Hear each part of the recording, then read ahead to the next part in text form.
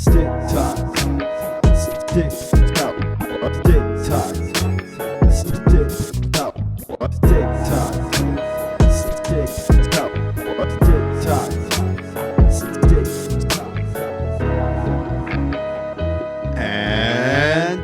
And hockey. Hockey. Yes, sir. Welcome back, everyone. This is episode 28 of Stick Talk Hockey. As always, I'm your host, Tico. This is my co-host. I'm yours truly. And the Leafs are cooked. We want Florida.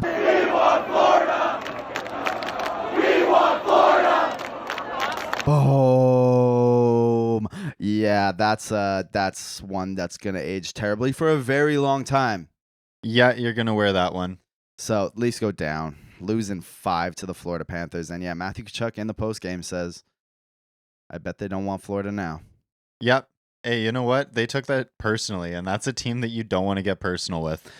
That's just it, right? Like this is a team that's been thriving on being the underdog, which like is a bit of a change of pace for them, right? Because they were President's Trophy team last year, a lot of expectations, and they've loved being the underdog. 100%. Yeah, and Matthew Tkachuk, you don't give him anything. For sure. I can't remember what coach it was anymore, but it was a quote I loved way back, and it was, "Don't give anyone corkboard material." I love that. Absolutely right. Absolutely right. Keep your mouth shut. Be polite. Yep. Let your play do the talking, because the last thing you need is these guys pinning up all your interviews on the corkboard and getting fired up before the game every night. Absolutely. That's exactly it. Just don't give the other team anything. I've seen it. We've seen it time and time again, right? Like I always think of the Luongo pumping the tires comment. Yep. That was a big one. It changed the series in a way. Yeah. We've seen how many times like even you look back at Michael Jordan. That's a guy who took everything personally. And there's a lot of rings on that guy's fingers. Yeah, there's a lot of reasons to not do that to Mike. And there's a lot of reasons to not do this to a lot of teams in the league, because they just are built with those guys that will take it personally and take it to a new level that you aren't ready for. Yeah. Yeah. So it was a tough one for the Leafs last night. We're going to get into that a little bit later. We have a resident Leafs fan, Ben LaBarre, coming on the show, and we're going to talk about that with him. Love Ben. Yeah. So that's a great interview. We got him and Jackson Banman coming on today. Friend of the show. Yeah. Second appearance. Gotta love it. Yeah. Welcome back, Jackson. Good stuff. And with him, we're going to talk about the other big news from this week. Connor Bedard is going to the Windy City. I hate it here. Man. Better start listening to Kanye West, buddy. Yeah. Better keep your head up all the time. Yeah. Better keep your head up all the time. Amen. We hate that. That's a travesty. We'll get into that later. Yeah, I don't even want to touch on that right now. I'm so disgusted with the league, and just like this just trails so perfectly almost into the other conversation we have with the DOPS and the continual failing of holding anyone accountable for their actions. Oh my God, man. So I was on team keep up the nurse suspension. Yep, and I'm with that. Rules is rules. Rules is rules. It's an automatic one game. Yes, they could have rescinded it, but instigating with under 5 left is an automatic game. That's the rule. I had no qualm with that. Whether or not you say, oh well, the Hague asked for a fight before that on the draw. Well, he didn't give him a fight on the draw. Get baited, bozo. I had no problem with that, but a two-handed slap. Let's roll the clip, actually, just in case anyone missed it. 27 on the clock, but here it is here. Now it's late. This is gone, and he comes down aggressively. I mean, that's a hard slash up into the high area arms of Draisaitl. Really undisciplined for Alex Pietrangelo, who usually is composed, but he's just had enough. And I mean, man, there's nothing but intention to injure on that play. Absolutely. He wasn't playing the puck. The puck was well beyond the play. Way gone. The play is over. Yeah, it's gone behind the net and around the boards. It's not even remotely close. Like, hey, man, I get it that this is not a guy prone to these types of gaffes, but it doesn't matter. You need to make an example out of that. Yeah, it doesn't matter. And it doesn't matter. Like, I get that Petro's been targeted for the series. I get that he's felt like he's not been justified in the calls that he's been given. And Yeah. fair, playoff hockey, I don't know what to tell you, but you can't do this. You can't axe chop the second best player in the world right now. Like it's inexcusable. It's completely inexcusable. It doesn't matter that he's not missing games. Yeah, it doesn't matter that he's not hurt. Like it doesn't matter at all, because now, like, what's to stop any old plug from being like, oh, I'll be back by Thursday? Yeah, let's Easy. take out McDavid. Yeah, easy. What a travesty. I was gonna be riled up if that was 3 games. Honestly, that should have been 5 or more. Absolutely. It was entirely intentional. It was blatant. It wasn't a hockey play, and he was looking exactly where he was trying. It's not like it was a follow through even. He was looking exactly at what he was doing. Truly, like, one of the worst plays I've seen in a long time in the NHL. Oh, yeah, entirely reprehensible. Like it wasn't retaliatory to any extent. This is a guy who's just making a simple play, and yeah, you come out of nowhere, blindside him, and chop his what was supposed to be his hands. You're lucky you missed his hands and got his arms. Yeah. Because that would have broken a hand for sure. And that unbelievable for the Department of Player Safety to sit there and go, yeah, we'll take them both out of one game and, do our we don't want to dictate games thing. Like, it's just so spineless from an organization that's prone to being spineless. I can't stand it. Absolutely. It just furthers the notion that the NHL doesn't know what they're doing. They don't know how to handle their players. They don't know how to handle their brand. They're just completely lost in the sauce right now. They need to step back and take a good hard look because they're not consistent. No. Like, we could go through a plethora of plays in the playoffs so far that should have been way more than what they got, or absolutely. You got look at the nothing. Eberle hit, things like that. Like, I mean, that's an easy 3. I just do not understand it from a league that talks about protecting its stars. And I'm totally pro protect the stars. We've been over this before. It's like quarterbacks in the NFL. They figured out the quarterbacks are what bring in the money. Protect them. Yeah, maybe we're not happy with the way that's shaped the game a little bit. People are a little bit upset that the quarterbacks can't get hit the same way, yada, yada, yada. Who cares? You want to watch the best players play. Protect them. Yep, absolutely.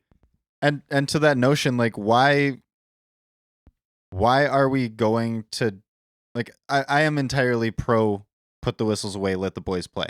Right. But I'm also entirely pro protect the stars. And there's a fine line to walk there. I understand that. I get that. Yeah. But it's really not that hard when it's this blatant. When it's this obvious and intentional. Like, 100%. I understand that plays happen fast. Mm-hmm. Like, you can't always make every ruling hard and fast on the book. Of course. But this is a no-brainer. This is no-brainer. This is a Scott Stevens type play. Yeah. There's absolutely no intent to make a hockey play here. I'm not a put the whistles away guy, but I don't mind it in the playoffs. Yeah, you let a little bit more rough stuff happen around the boards or in front of the net, a little bit more contact, but you don't call the interference as much or the roughing or whatever, yada yada. I don't mind that stuff. But yeah, I know they call the penalty on this one, but this is a result of the referees letting the series get out of control.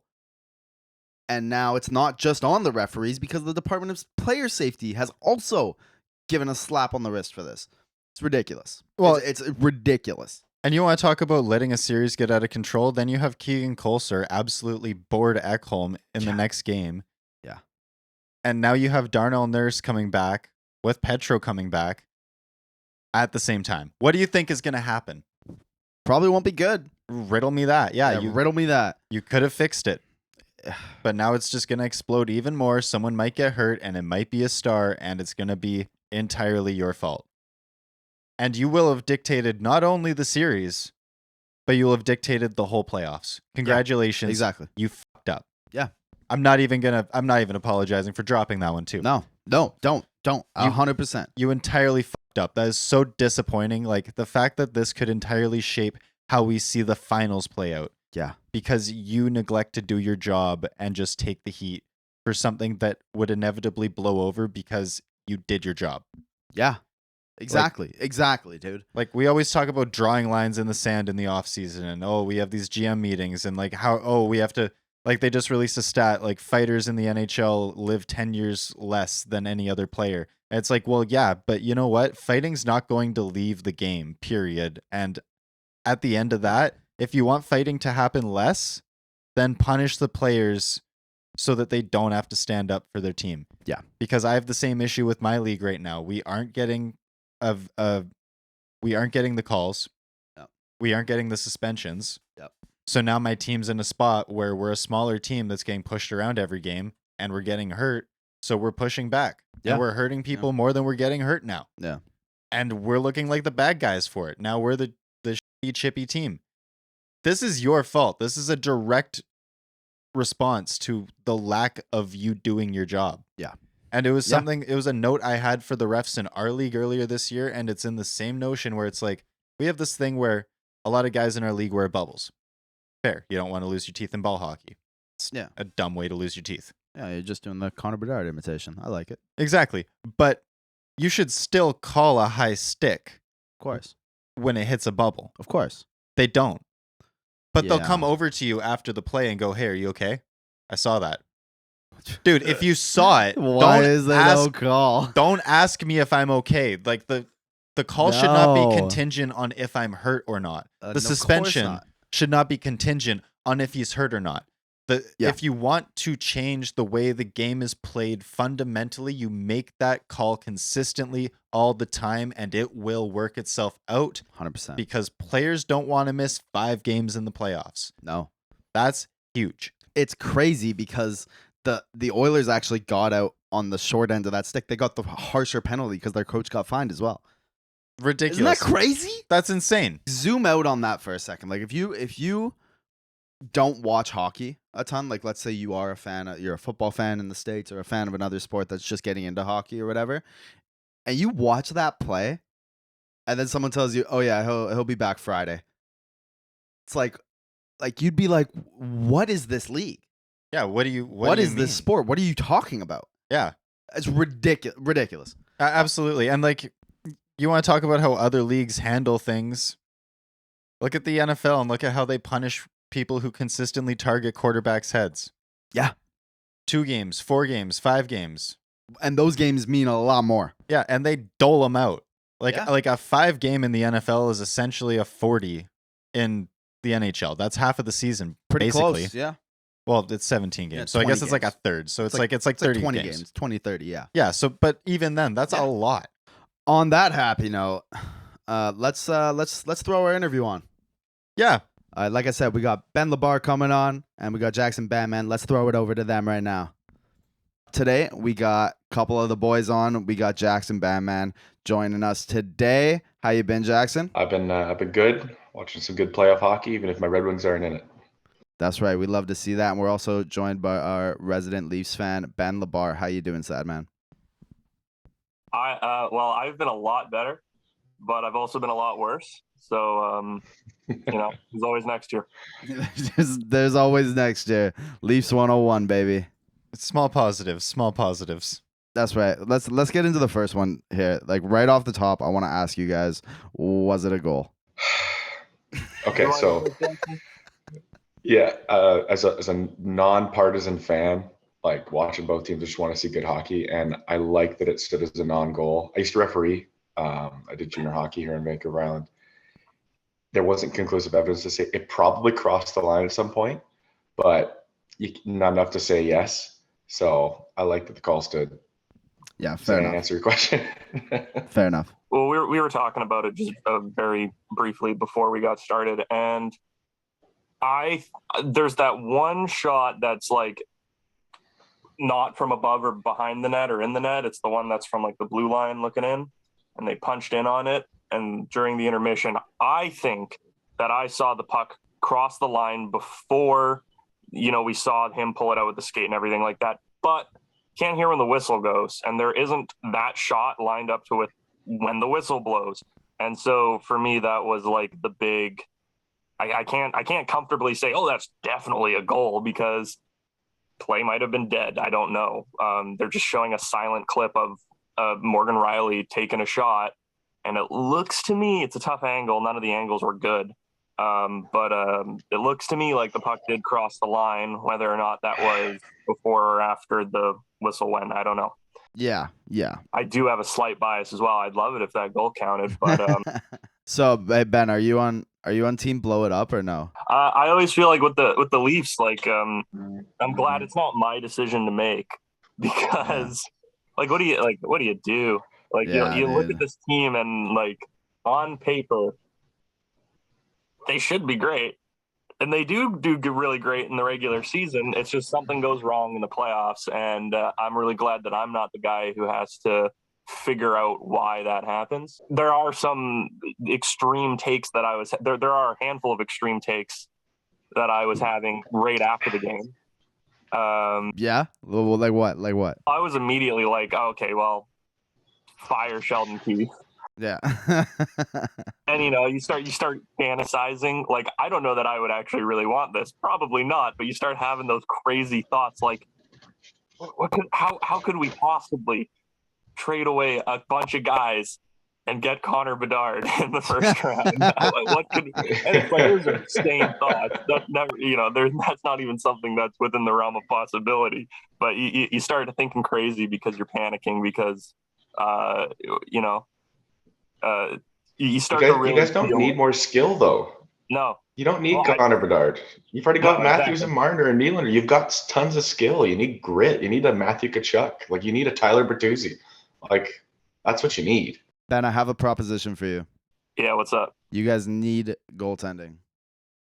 How about Oh, God. Demko in 11th overall for Austin Matthews? No, I don't think so. I if I'm being honest, I hope that they buy out Murray, and I hope that they give Samsonov a contract. I hope they sign Samsonov, and then I hope they roll a semi-tandem of Samsonov and Wool next year, leaning Samsonov. Yeah, Wool looked a little bit rusty. Yeah. A little bit. Yeah. A little bit He's fresh. He's a rookie, man.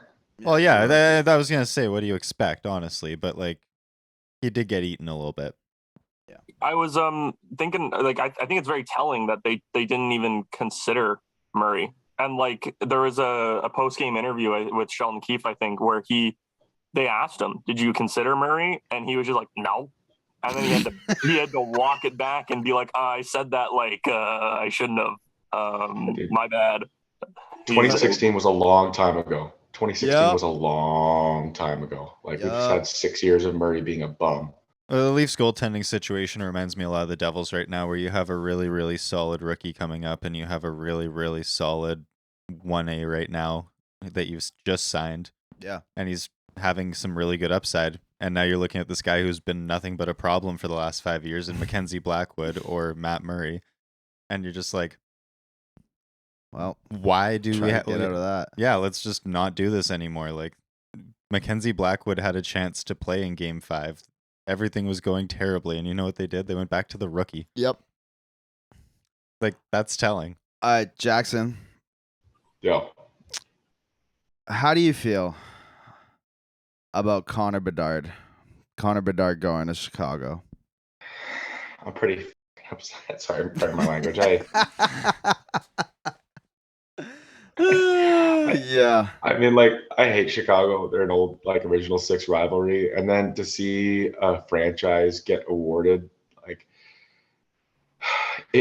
every other league, if you had a sexual assault that happened like that, they would have had draft picks taken away. They would have been much more punishment than there has been. Because at the end of the day, Rocky Wirtz is still profiting off of that sexual assault. He's still profiting off of that stuff. He didn't get punished at all.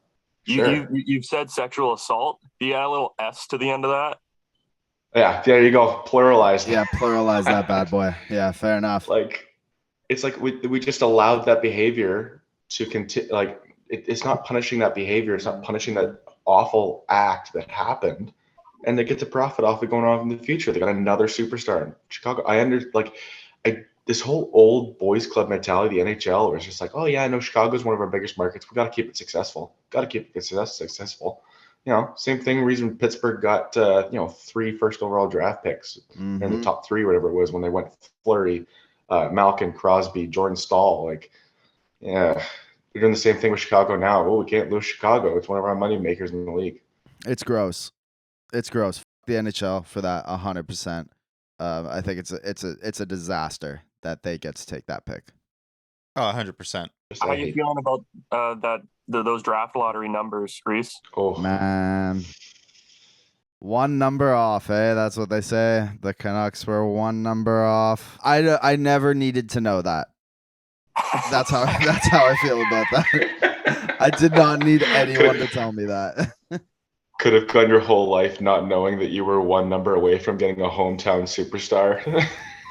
Yeah. Ouch. I'll never forgive the Canucks for playing themselves out of a high pick. It's not even just Connor Bedard. It's Zach Benson and Adam Fantilli and Leo Carlson, all of them. Like, if anyone in like the 4 to 8 range hits big, like, I'm actually going to be upset about that for probably 20 years until that player retires. Forget trading your first round pick from the Islanders to Detroit for no reason at all. So, yeah, gotta fix I like that Phil defense, Peroni, right, but boys? he's not worth the first round pick. Oh my god, man! I was saying the same thing. Oh man! I mean, do you think he's not worth a first? Actually, Yes. He's a fantastic puck moving defenseman, but he's Yeah. like, what is he, 26 years old now? We've kind of seen where his level's at. He's had great years, had bad years, but he's not like, you've already got that in Quinn Hughes. So I don't really see the need for it, to be honest with you. I don't know. I don't know what the hell your management's doing, man.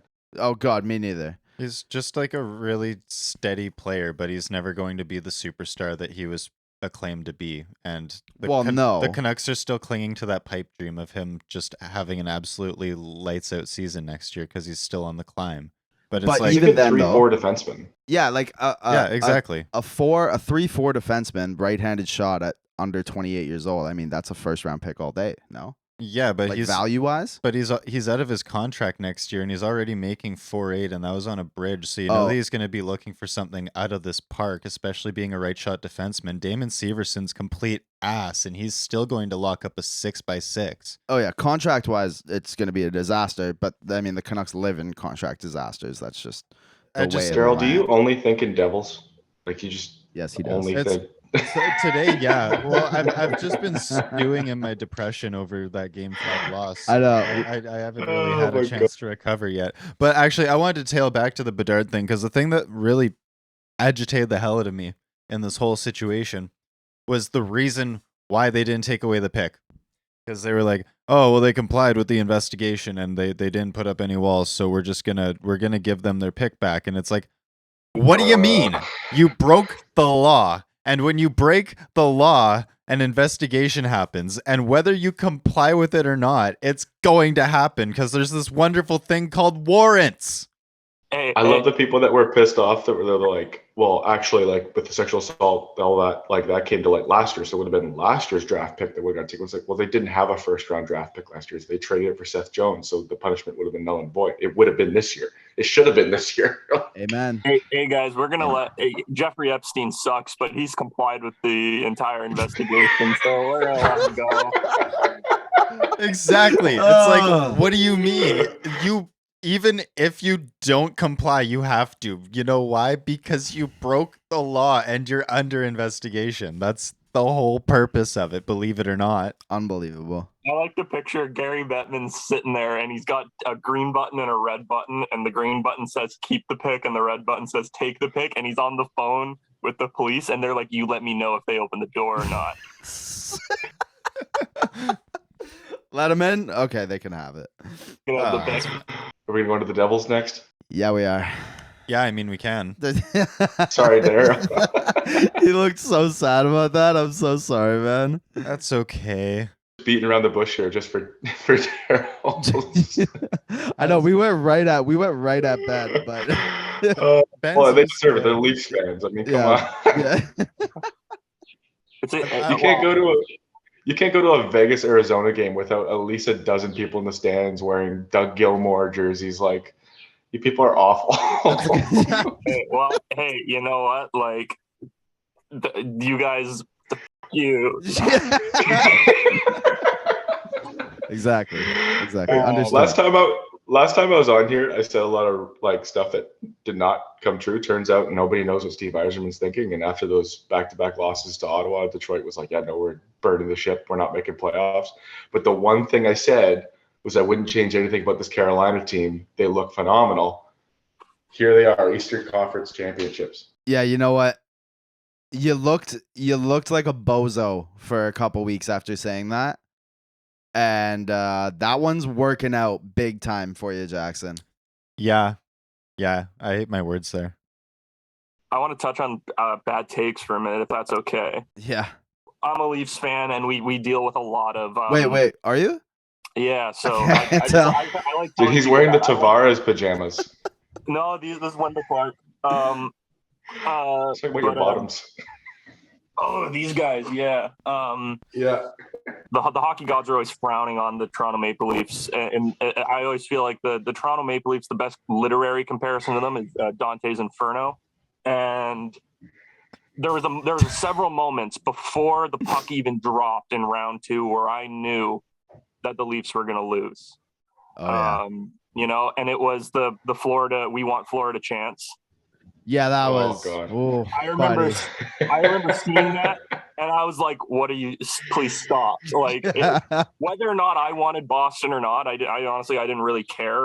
It would have been nice to beat Boston and exercise that demon, but also like, why not play Florida? Beat Boston? Yeah. So, but I saw that those chants, and I was like, this is the thing, you know, like there's always something, you know, there's losing to a Zamboni driver, there's years without making it out of the first round, there's always something. Yeah. And that was the thing I was watching, was like, this is the thing that they're going to grill us on when we get swept or lose to Florida, is these guys chanting we want Florida. So I knew that was going to happen. The second thing that I knew, I was like, okay, we're going to lose, was when you two, Tico and Trill, you both picked Toronto to win the second round. And I was like, these guys have the worst takes in all of hockey, and we're fucked now. It's all You mushed him. We did mush him. Yeah, sorry. Dude, I'm staring down the barrel of 0-4 in the second round. I picked the Kraken, I picked the Oilers, I picked the Devils and the Leafs. Oof. Ugh. Yeah, I'm feeling bad over here too. So yeah, 0 for 2 so just far. for future reference, if we're going into the Eastern Conference Final, if you guys hear me pick a team, just hammer the money line on the other team. Yeah, if I say that they're hurt and slow and they don't have a chance, just like write that off. Just be like, all right, they're full health. So with that said, Beast for the Devils Kane series. Like, Oh, what was that, yeah. back-to-back games where it was like 8-1 or whatever? Like, good Lord. yeah, dude, there was so much scoring in that series. It was crazy. And the You Canes, shouldn't be sad though, Daryl. I mean, honestly, you guys look like phenomenal. Jack Hughes is the superstar that you guys have been yelling he is for years now. You've got goaltending prospects. Your defense looks good. You got decent depth. Yeah, you'll be just fine. oh yeah, everything's going great. And if you saw the list of healthy scratches that were called up at the end of Game 4, it wasn't done for any reason other than roster moves for next year. But Alexander Holtz, Simone Nemec, Yep. among the Yup. top names on that. Nico Dawes. So like you can almost bet that Blackwood's heading out now if you have Nico Dawes being called up. Yeah. Oh You yeah. have Schmid there still. You have Vanacek still there. Like, I don't feel bad about this season by any means. Like, it was 11 years without a playoff win Yeah. and another 5 since a playoff game. I wanted to tail around to the Canes though, because Mhm. that's a team that I kind of slept on, in the sense that their second and third liners are actually kind of studs when the pressure's on. Oh yeah. Like Martinuk, wow. Yeah. Yeah, did, dude. did he game? He had a series. Man, that Carolina and Seattle are similar. They've got 4 second lines. Like, they just Yeah. come at you. You Yep, just they just don't roll stop them out. attacking. And Like, for, both. Yeah. for as slow as Stahl is, he's still a pain in the ass, man. He is big and he is mean. Stastny's on the 4th line. Like, what? yeah. Dude, it's the same thing. They just roll it out, shift after shift after shift after shift. The pressure just never stops. Yeah, like this depth is insane. You got Nosen backing up Aho, you got Stepan and Stastny, you got Nietzsche and Stahl together. Like you just have like a brutal 1-2, and you can play any style of hockey with this lineup, really. Do they have any North American last names? Like, good lord, everything is consonants and vowels and a jumblation. Valid. Are you guys taking the Hurricanes or the Panthers, Jackson? I got Canes just because, like, the last few years, they've really had the experience. And I understand that Florida, they won the President's Trophy last year and they're coming off a big win here, but I don't see their depth working out. Kachuk's definitely hurt after he blocked that shot with his hand. I don't see him dragging them through this series. And only one team has Rod the Bod coaching them. Like, Hurricanes just seem destined here for another miracle run. Valid. With Rod. Yeah. Yeah. Ben, who you got? Panthers or the Canes? I got the Canes. I don't have nearly as good a reason or have thought it out as much as Jackson has, but I'm taking the Canes because I'm also going to be taking the Oilers, and I want a 2006 rematch. That sounds phenomenal. That'd be phenomenal. Yeah, I would love a 2006 rematch. I would watch every game of that. That sounds amazing. God, remember that Oilers team? Fernando Pisani, Jason Smith, Ryan Smith, Chris Pronger. Chris Pronger, Dwayne Rollison, when Rollison Ty went Conklin down, with the big goof, and what was it, Game 6? And then they started the rookie in Game 7. That was like the first, like for all of us, because like we're all like 97s or 96s, like born.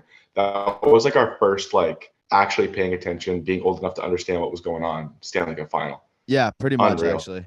100%. That was an unreal final. Yeah, I remember being all aboard on that one. Yep. Spinning back around to the Devils, because we never actually did touch on that. They do have an interesting off season this year.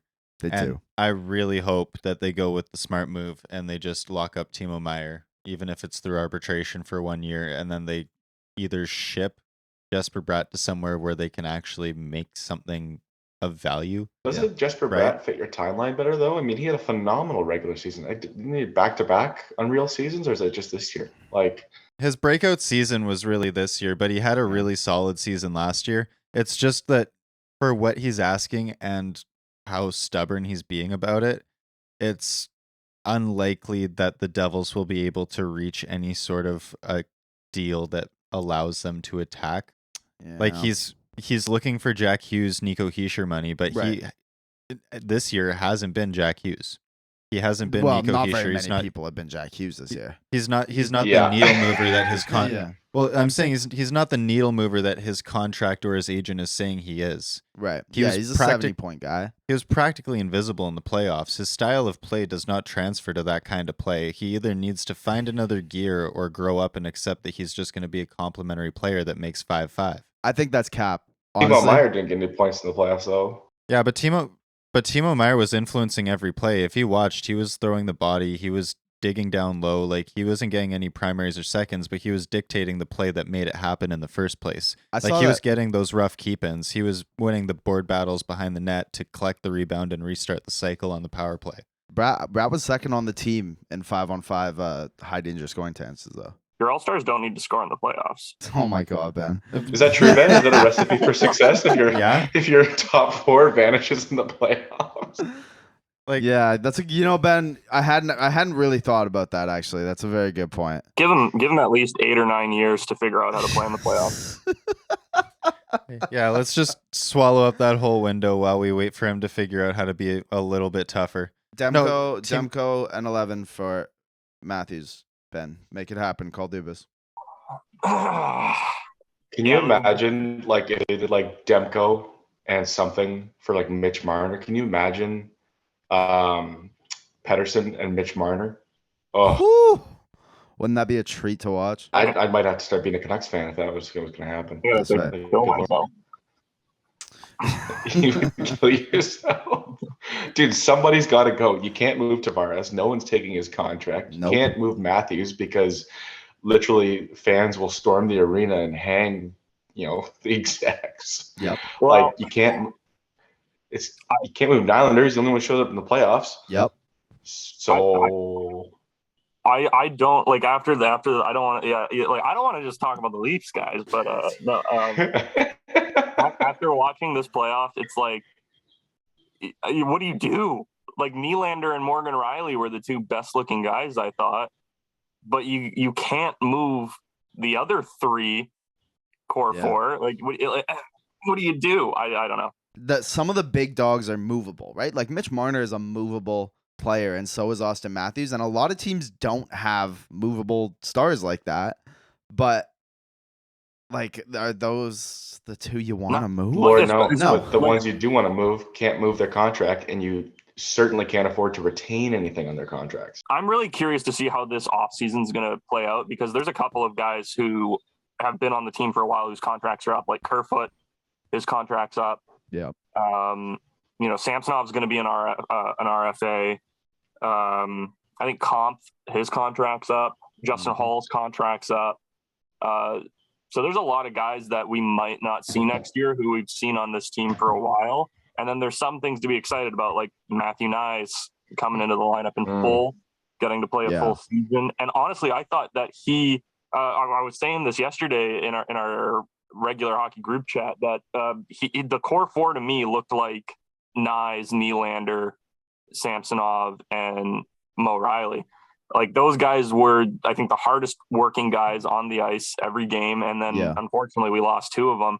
But like Matthew Nyes in his first NHL playoff appearance ever looked phenomenal and was making stuff happen. He was more noticeable on the ice than Matthews was sometimes. And I think a guy like that who gets a full year's worth of NHL experience and just gets better, I hope he's okay. I hope that he's not going to be concussion prone and injury prone, because getting a concussion that early in your career, scary thing. Yeah. I don't know. He looked great, man. Honestly, I was thoroughly impressed by Nyes every game that I watched. Yeah. Doesn't look like he wanted it. He just went from the college where you play like 14 games tops, and then to next year he's going to jump to NHL and expect to play 82 games, where it's every other night instead of once a week. That's going to be a tough push. This is a sophomore slump for a reason. Absolutely bank on that. I bank on something new. I bank on a new pipe dream every single year. And that's why we love you, Ben. I hope that Noel Acciari, I hope they find a way to keep him around. I thought that he was a great get. Yeah, definitely. That he is a great get. We had a little stroke off session for Noel Acciari. Yeah. Yeah, I was big on the Noel Acciari acquisition. Yeah. I remember that. And then you guys were all on the same page about ROR signing a team-friendly deal and staying in Toronto, right? You need to keep that guy. Yeah, I have no problem with that. That's actually someone who's won. He brings that like defensive checking center role that you guys don't really have. You need to keep Ryan O'Reilly. That guy's like underrated. What do you think you can sign him for? I think it all depends on how the rest of the contract negotiations shake out in next year. Because if they decide, oh yeah, hey, Kerfoot, Bunting's another guy. Hey, Kerfoot, hey, Bunting, here's a little bit too much money, or money that would be reasonable on any other team, but it's not on this team because we don't have the cap space.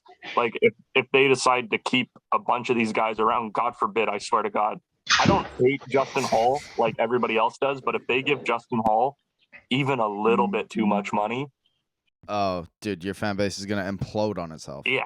I can't wait for Justin Hall to continue the tradition of a Toronto defenseman who everybody absolutely hates and then moves on to another team and is quite good. Yeah, so we got like Aki Berg, Tyson Barrie, Komisarek, Jake Gardner, and now Justin Hall. Jake Gardner, yeah. I think every team has that one scapegoat that like just gets piled on all the time. Like for the Devils, it's Damon Severson. In Vancouver, it's Tyler Myers, or it's kind of switching to OEL now. Who's yours, Jackson, in Detroit? Well, for the longest time, it was Danny DeKeyser. Danny DeKeyser, yeah. Because when he first came out, he was like, homegrown Michigan boy. This guy's unreal. Yeah. And then as soon as Lindstrom retired, he got exposed. As happens when the best defenseman of all time is no longer your partner, you get exposed. Yeah. But now it's Ole Mata. Red Wings fans hate that guy.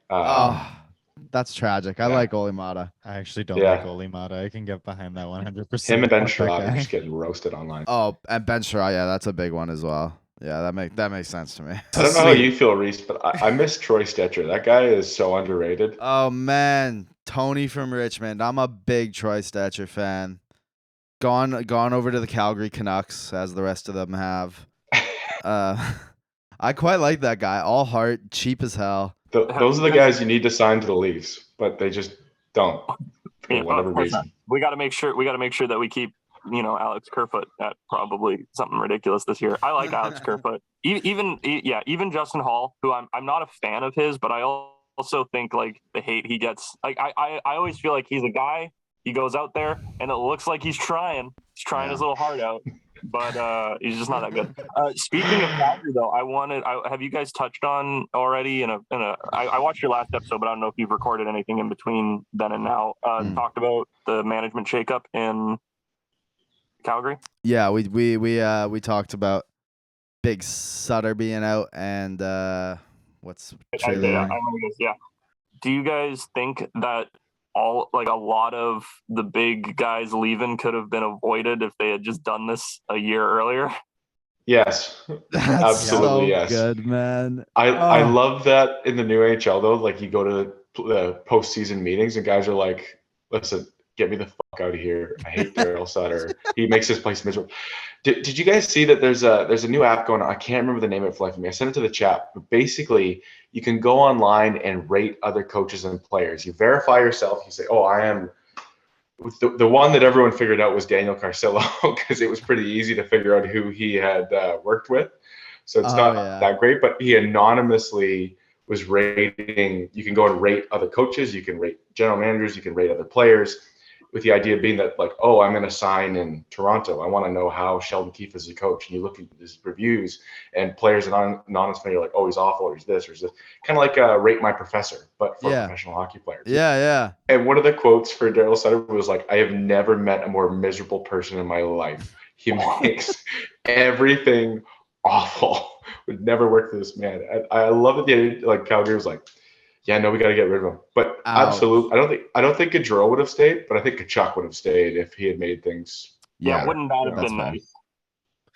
Yeah, right now, you feel like MVP candidate, that's Hart Trophy runner-up. This is why the Leafs got knocked out, because Calgary couldn't fire Sutter sooner.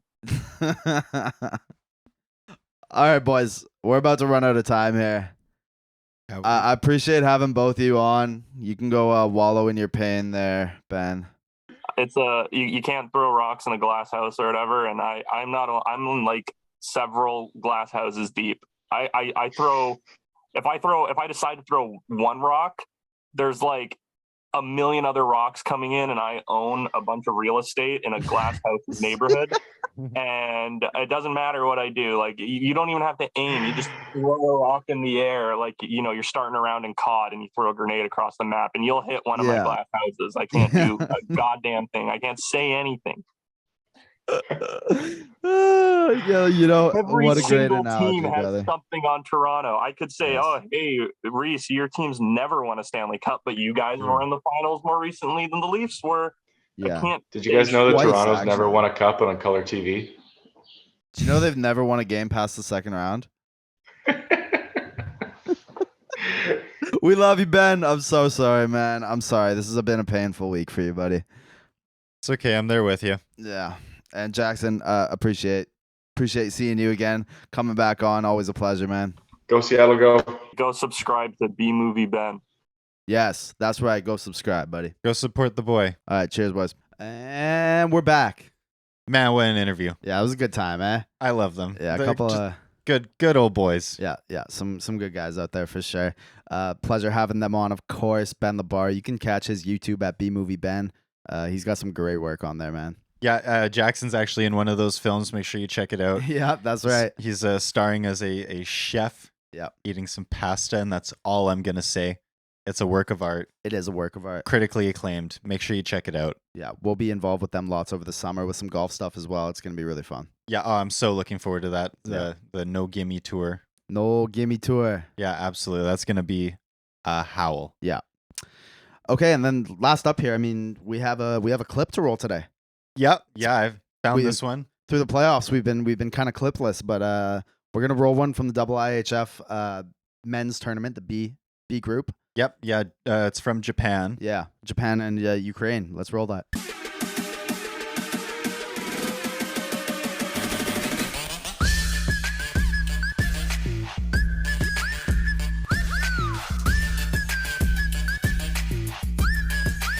Oh my god.